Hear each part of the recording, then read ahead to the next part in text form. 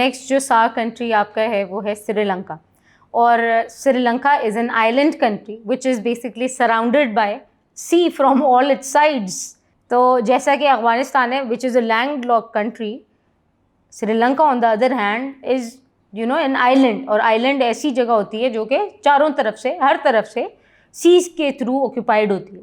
1991 में 6 जो सार्क की हेड कॉन्फ्रेंस है वो कोलंबो में हुई। Colombo is the capital of Sri Lanka.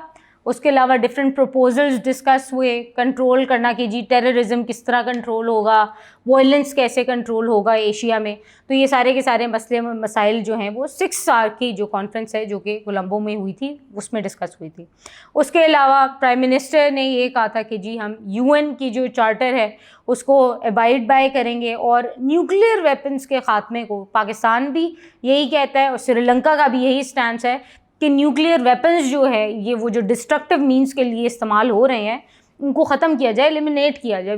We both are not in the favour of nuclear weapons proliferation. जो 1998 में 10th सार्क की कॉन्फ्रेंस हुई कोलंबो में, उसका मेन ऑब्जेक्टिव ये था for the eradication of poverty.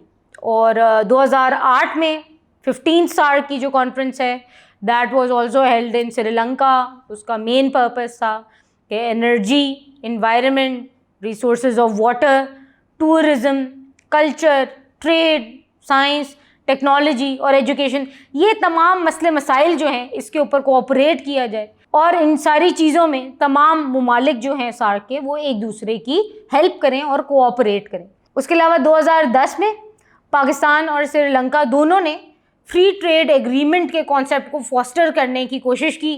2015-2016 में पाकिस्तान के प्रेसिडेंट को विज़िट किया आपके श्रीलंकन प्रेसिडेंट ने, और उन्होंने डिफरेंट कोऑपरेटिव फील्ड्स में, डिफेंस में, न्यूक्लियर एनर्जी की फॉस्टरिंग में, प्रिवेंशन ऑफ ड्रग स्मगलिंग, जो सी के आपकी ट्रेडिंग है उसको फॉस्टर करने में, इन सारी चीज़ों में पाकिस्तान और श्रीलंका के हेड्स ने म्यूचुअल एग्रीमेंट्स की।